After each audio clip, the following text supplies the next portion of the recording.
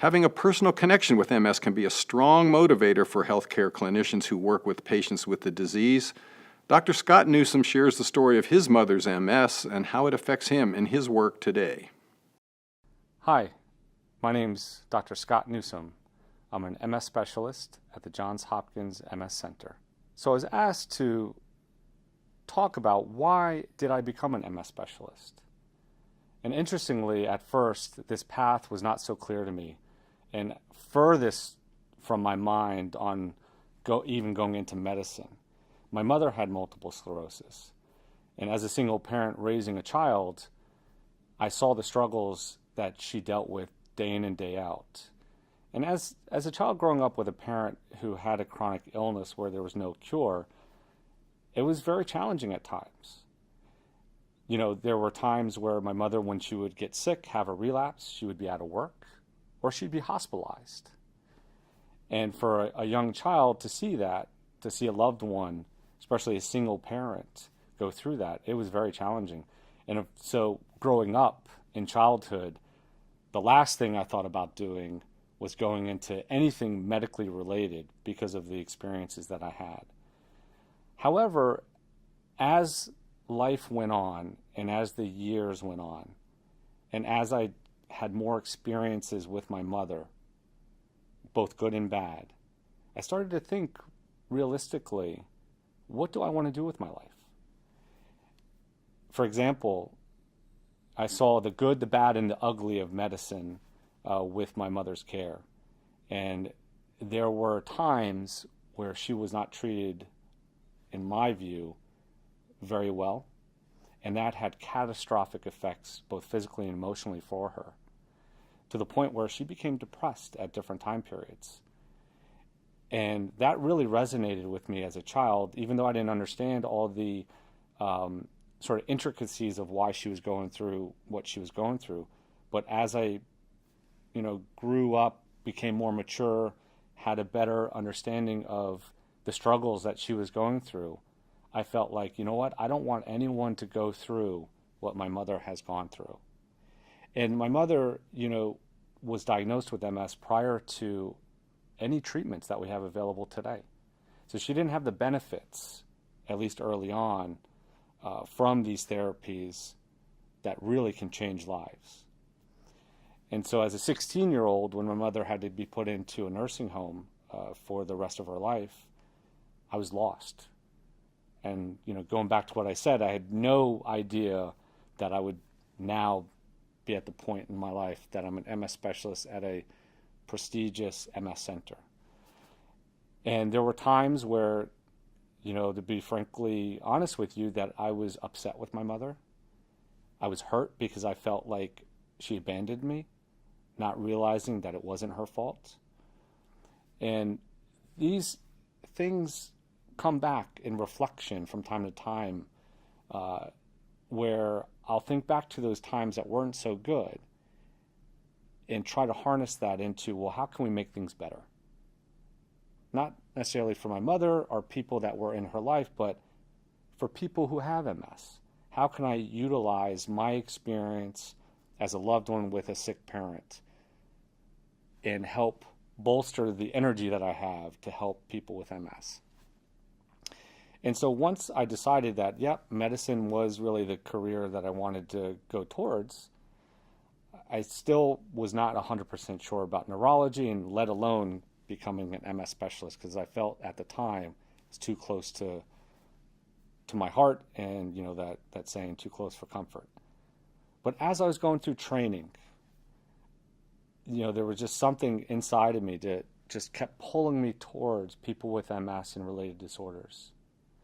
And I don't know if it's because I had that personal experience with my mother and seeing her day-to-day struggles, but I believe and fully endorse that if you've gone through challenges in life, that can make you a better person. And I think that my experience with my mother actually has made me a better clinician and has made me a better clinician in treating specifically multiple sclerosis patients, because I lived with someone who experienced many of the symptoms and disability that those who are viewing this may have.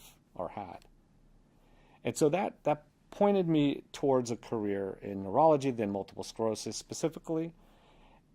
And what I've tried to think about over time is I have an acronym that may be relevant to just life in general, but then also relevant to people who are having challenges. A patient taught me one day that for her, when she's not having a good day, she tries to think of that particular day like a rain cloud. That rain cloud will pass eventually, and there will be a good day. And so that so resonates with me because I saw my mother and the days that were really bad, that's what it was like. It was like that rain cloud. And then there were days that were better, and she took advantage of it. We took advantage of it together. And so this acronym PROMISE, I hold in my heart. It's a promise for a better tomorrow. And what the P stands for is perseverance. So I saw my mother persevere through an incredible amount of adversity. And I think she passed that on to me, which I'm very grateful for. And for those people who are going through challenges, perseverance, there will be light at the end of the tunnel.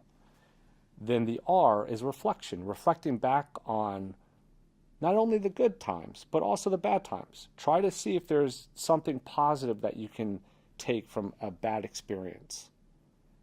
And I just, for myself, look at the times that were not so great. A 16-year-old living alone in an apartment, going to high school, working full time, not knowing what the heck he was going to do the next day, looking at how much pain that was and how I persevered through that, where I reflect every so often and say, oh my gosh, I can't even believe that was me. And now where I am today. That was part of molding who I was as a person. And again, going back and saying, well, it wasn't my mother's fault that she was sick. And so continuously reflecting on that as well. And then O is the opportunities that we may have. And I feel like I've been blessed to be given a lot of opportunities, or to see an opportunity and say, you know what, I'm going to go with it, even though maybe I'm not fully committed at that time. As I mentioned, with my experience and experiences with my mother, I was really tenuous about going into medicine initially, and let alone neurology and then MS especially. But there was something that was at the core of my heart that said, you know what, this is where you need to go. And that was an opportunity. Even though I wasn't on board from the beginning, I said, okay, you know what, let's go with it. And here I am now, doing what I love. I feel that I'm providing really great care to people. And that really comes from the experiences that I had, and then also looking at this opportunity that was in front of me. And then the M within Promise is mentors. So I've had a lot of mentors throughout the time, throughout my years. I would say my greatest mentor, though, was my mother. She was a mentor in showing, again, just in the face of adversity, when her disease progressed, when she unfortunately went from walking to an assist device to a wheelchair, she kept a smile on her face. She said, you know what? I can't walk, but I can still use my hands. I can still use my brain. I can talk with people.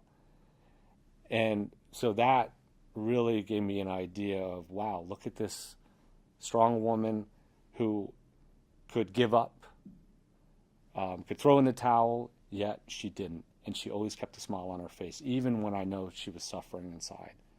But she really took that opportunity to try to help others too.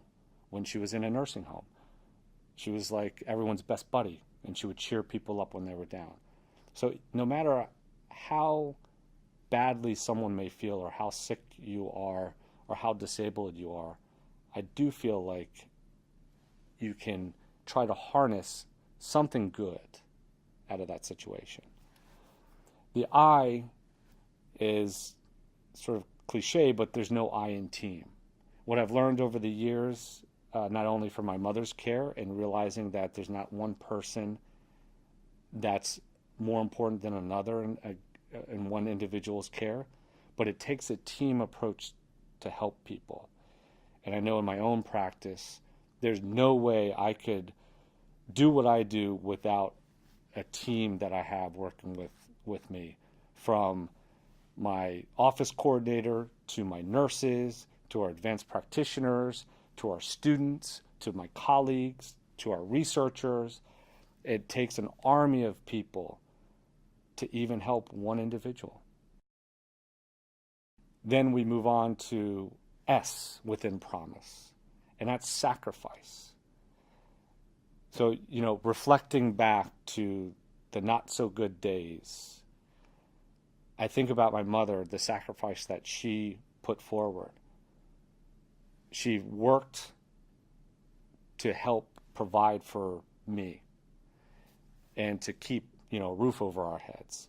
Even though she didn't feel well, she went to work, and it became more difficult as her disease progressed.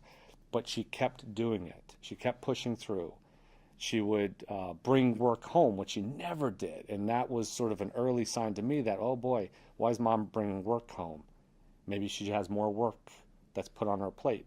But no, it was because she wasn't able to keep up at work for that period of time. But yet, she kept pushing forward. Then when she had to step away from work, she still continued to sacrifice for me and to try to help me become the person I am today. And of course, there were times that because of her illness, she wasn't able to make like basketball games. She missed a couple of my graduations.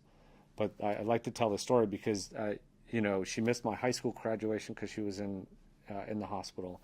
Same with my college graduation. But she was like, you know what? I don't care where I am. Even if I'm in the hospital, I'm going to make your med school graduation. And she did.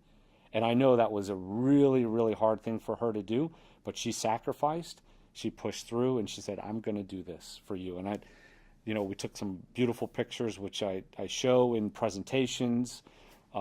It's really near and dear to my heart because she sacrificed much of her life for me.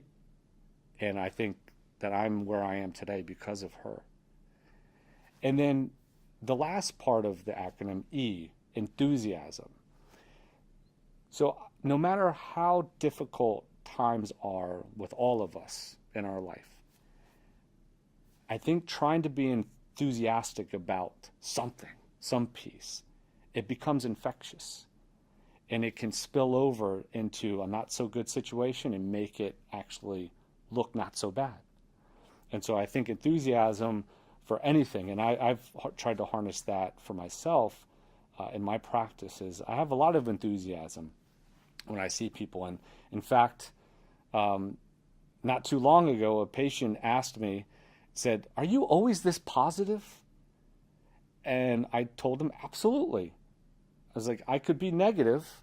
Sure, we could, throw a pity party and say, hey, we're going to focus on the bad things. But there's so much good in life, and there's so much good that's happening in MS and MS care, that there is a brighter future. There is a promise for a better day moving forward. And so I would like to close in that my mother really molded me into the person I am. And in part, it was through her own experiences and challenges that she had to go through that I saw very early on that set this unexpected journey for me. And I couldn't be more happy to be doing what I'm doing, be at the forefront of trying to find better strategies to treat this condition, trying to find novel treatments that can repair this condition, and then, finding specific biomarkers that we can look at, even in the blood, or these imaging technologies that can give us a better insight into, the disease pathogenesis, but then also how can we impact those measures in a good way.